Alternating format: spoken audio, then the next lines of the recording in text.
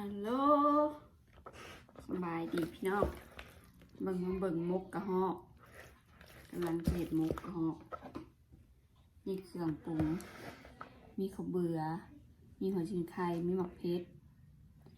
เอาไปตำแล้วพี่น้องแล้วก็มาใส่ลงไปเครื่องปรุงก็มีน้ำปลา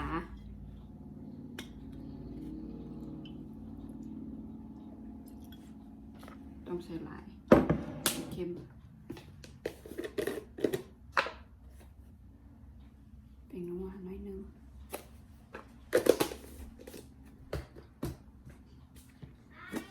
อันนี้อันขนม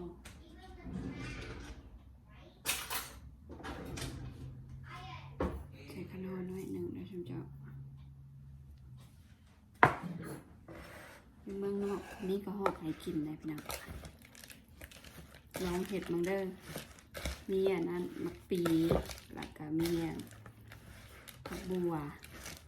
แล้วก็มีผักชีใบขี้หูดเอาใส่ระยะนี่จะที่เห็ดมุกกระหอก3 โตนี่ก็จะประมาณนี้ละ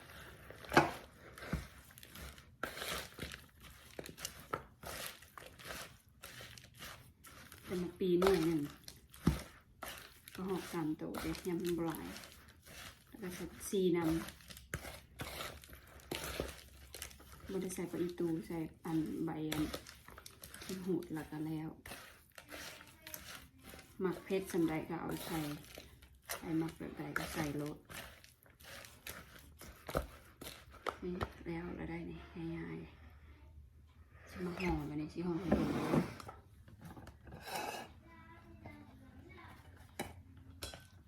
ค่อยคิดว่ามันพอดีแล้วล่ะใบตอง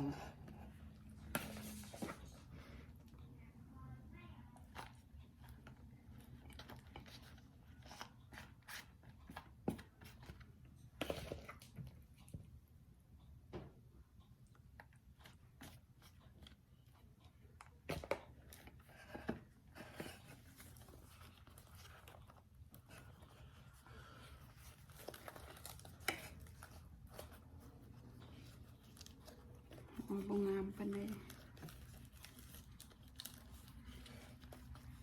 อุ้ยใบตองคือขี้ลายเตะ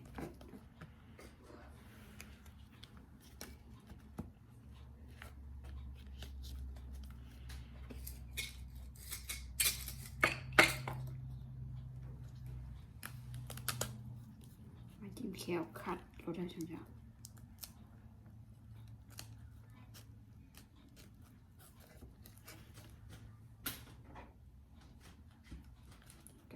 หน่อย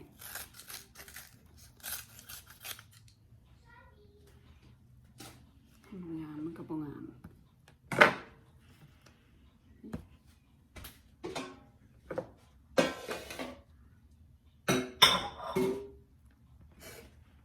เห็นปะมุกกระหอกแซ่บๆน้ำกันเด้อมื้อนี้มีมุกกระหอกพี่น้องบายบาย